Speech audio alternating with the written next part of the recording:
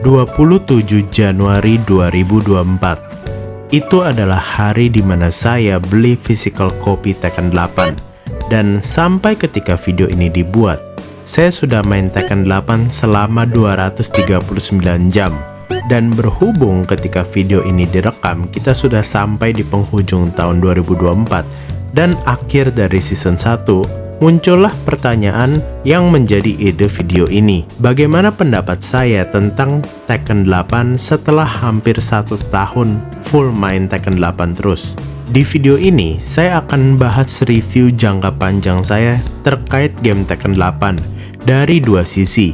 Yang pertama buat kalian yang pemain casual yang mungkin belum pernah nyoba main series Tekken dan mungkin baru mau berniat beli. Dan juga sisi yang kedua adalah dari sisi pemain kompetitif yang sudah serius mendalami series Tekken, terutama di Tekken 8 ini.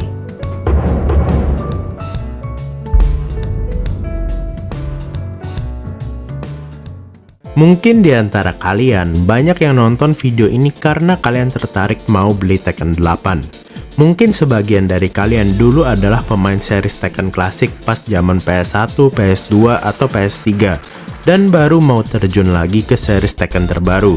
Dan kemungkinan besar juga kalian juga tergoda karena Tekken 8 emang sudah sering diskon baik di Steam ataupun di PS Store. Kalau bicara bagi kalian yang pemain casual atau baru ingin terjun ke dunia Tekken, menurut saya Tekken 8 adalah game Tekken yang paling beginner friendly.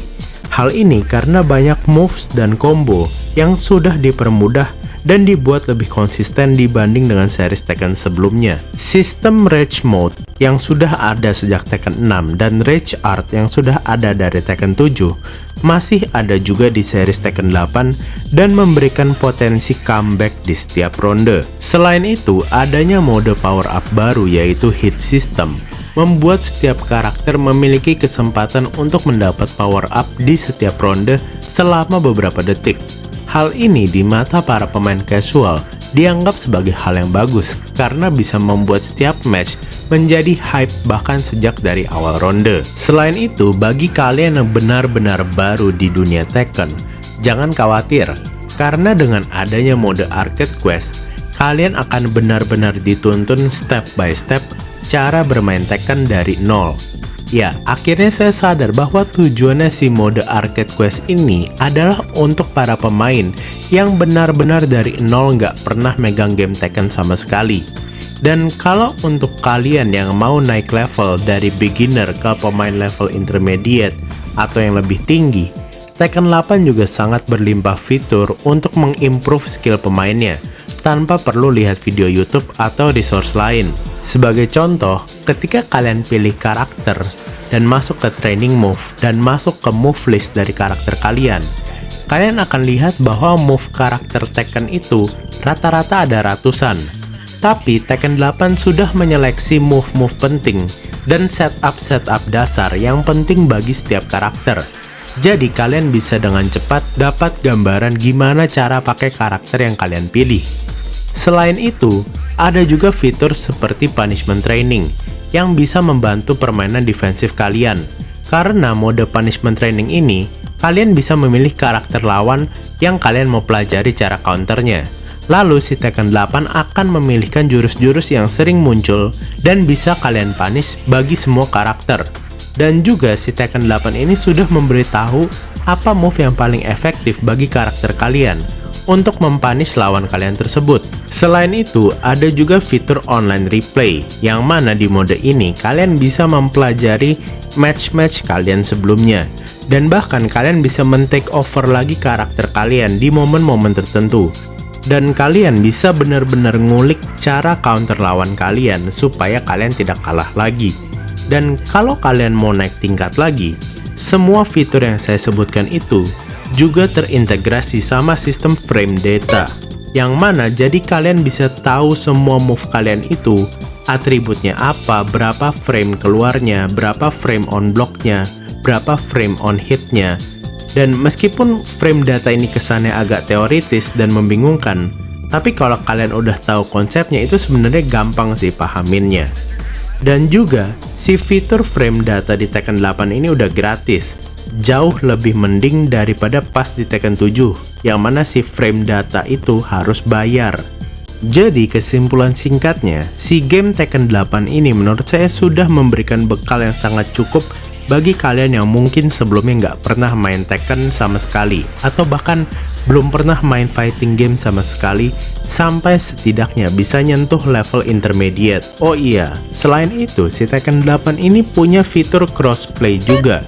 Jadi kalau kalian punya teman yang main Tekken 8 di komputer, dan kalian hanya punya PS, kalian tetap bisa main bareng. Tidak seperti di Tekken 7 dan seri sebelumnya, yang dimana kalian hanya bisa main Tekken secara online dengan pemain yang memiliki konsol yang sama seperti kalian. Selain itu, waktu tunggu antar match online juga sudah jauh berkurang dibandingkan dengan Tekken 7. Dan juga dengan adanya rollback netcode, permainan online dengan koneksi yang tidak terlalu bagus akan tetap masih bisa berjalan dengan cukup baik. Jadi, untuk pemain game casual atau bahkan pemain game yang sama sekali tidak pernah nyentuh fighting game, Tekken 8 ini sangat amat worth it untuk dibeli dengan kelimpahan fiturnya. Bisa saya bilang Tekken 8 ini adalah fighting game AAA dengan fitur-fitur yang sangat berlimpah. Saya bilang seperti ini karena fitur seperti cross-platform play saja itu masih sangat jarang kalian temui di fighting game lain. Oh iya, Tekken 8 ini juga masih sangat rutin dapat update, jadi tidak perlu khawatir.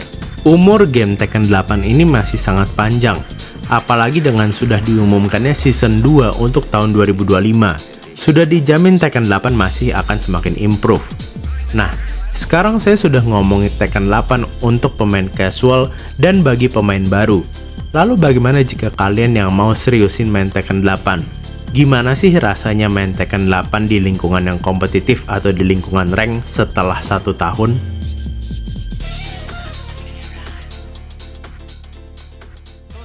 Saya mau disclaimer dulu, saya bukanlah pemain pro, tapi saya merupakan orang yang cukup antusias sama Tekken dan mengikuti meta gamenya Tekken. Jadi komentar saya di bagian ini, semuanya berdasarkan pengalaman saya saja. Lalu bagaimanakah pengalaman saya bermain Tekken 8? Selama 1 tahun saya main Tekken 8, saya sudah coba pakai 6 karakter, yaitu Jack 8, Asuka, Reina, Lydia, Heihachi, dan Shaheen. Yang mana dari 6 karakter itu, 2 adalah karakter yang di mata komunitas Tekken adalah karakter beginner friendly, yaitu Asuka dan Jack 8. 3 karakter yang tergolong kesulitannya menengah, yaitu Reina, Lydia, dan Shaheen, dan karakter yang paling dianggap paling susah di Tekken 8, yaitu Heihachi Mishima. Dan satu hal yang saya mau bilang adalah, menurut saya lebih penting ketemu karakter yang playstyle-nya cocok dengan kalian, daripada memikirkan tingkat kesulitan karakter kalian. Karena dengan pengalaman 200 jaman saya main, saya merasa lebih enjoy main karakter kayak Reina dan juga Shaheen yang tingkat kesulitannya agak lebih tinggi dibanding dengan Asuka dan Jack 8. Hal ini karena Asuka dan Jack 8 ini adalah karakter yang sangat mengutamakan defensive playstyle dibandingkan dengan Reina yang merupakan karakter ofensif dan Shaheen yang merupakan karakter yang lebih all-rounder. Sebenarnya hal ini karena Tekken 8, setidaknya ketika video ini dibuat, sangat berfokus untuk menunjukkan sisi agresif yang high pace. Dan memang hal ini secara inherent membuat karakter-karakter yang berfokus ke ofensif jadi lebih diuntungkan. Dan kalau kalian main Tekken dan game kompetitif lainnya, kalian harus familiar juga dengan yang namanya tier list. Karena pada akhirnya, karena semua 30-an karakter Tekken itu dibuat unik, mau tidak mau, semua karakter akan diberi jurus yang unik dan punya kelebihan dan kekurangannya masing-masing. Cuma karena dengan total ribuan jurus di dalam game ini, tentu saja akan ada beberapa jurus yang lebih bagus dibanding jurus-jurus yang lain.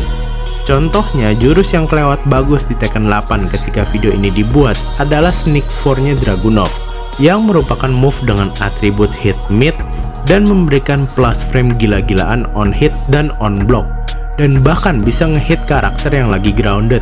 Dan di ujung spektrum, kita punya juga move yang jauh kualitasnya di bawah jurus-jurus yang lain. Dan contohnya adalah jab-nya Asuka. Yang mana si jabnya ini harusnya menjadi move yang penting bagi semua karakter, karena jab itu adalah move plus on block yang paling cepat keluarnya. Dan Asuka, kalau saya tidak salah, adalah satu-satunya karakter yang punya jab move yang minus frame on block. Dan hal ini diperparah juga dengan extension jabnya Asuka, itu bukanlah yang terbagus di Tekken. Dragunov dan Sneak 4-nya membuat dirinya menjadi top tier. Sementara Asuka karena punya jab yang sangat lemah, tidak pernah dianggap top tier dan bahkan sering dianggap low tier di mata komunitas. Dan hal seperti ini akan sangat berasa ketika kalian main rank mode, terutama di level menengah ke atas, yaitu rank merah dan sesudahnya. Karena lawan-lawan kalian juga sudah mulai mempelajari frame data dan basic punishment. Dan tidak heran makanya karakter-karakter yang top tier juga akan lebih sering muncul ketika kalian main rank match. Meskipun sebetulnya saya masih percaya kalau di rank intermediate sebenarnya tier list itu tidak terlalu berpengaruh, karena kebanyakan karakter-karakter yang low tier itu juga punya banyak gimmick-gimmick yang orang banyak tidak tahu, dan mereka bisa menang dengan memanfaatkan gimmick-gimmicknya mereka. Dan menurut saya hal itu masih wajar, karena pada dasarnya Tekken 8 memang game kompetitif, yang mana pasti ada strategi dan meta gamenya. Cuma karena Tekken 8 ini sangat utamakan agresif playstyle, kita menjadi lebih sering ketemu situasi 50-50. Karena setiap kali kita atau lawan kita berhasil melakukan move hit engager, kita akan dipaksa nebak antara jurus mid atau jurus low. Hal inilah yang membuat beberapa orang menganggap kalau Tekken 8 itu adalah game kasino yang penuh dengan situasi 50-50 atau tebak-tebakan. Kalau menurut saya sendiri, kalau boleh jujur, si playstyle penuh tebak-tebakan ini juga sempat membuat saya agak frustrasi ketika main Tekken 8. Karena ya di umur saya yang sekarang, main game itu kan tujuannya buat senang-senang setelah capek kerja. Tapi ya karena Tekken 8 itu adalah game kompetitif, jadi pasti ada kalah dan menangnya. Masalahnya, kalah atau menang kita sekarang itu jadi sangat tergantung dengan seberapa tepat kita bisa nebak 50-50 lawan kita.